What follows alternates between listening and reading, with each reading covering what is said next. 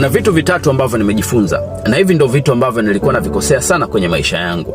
Kama wewe ni kijana ambaye una miaka 20 mpaka 35, maana yake ni kwamba hivi vitu vitakufaa sana na vitakusaidia sana.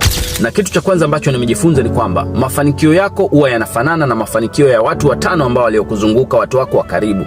Kama uamini, wachunguze washikaji zako 5 wa karibu, utagundua kwamba mafanikio au vitu walivyonavyo vinakaribiana kufanana na vitu ulivyonavyo.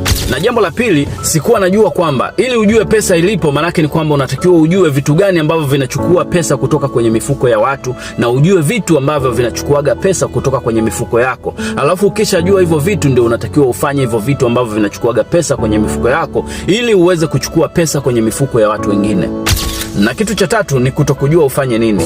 Inawezekana ukawa una connection lakini wewe ni mvivu.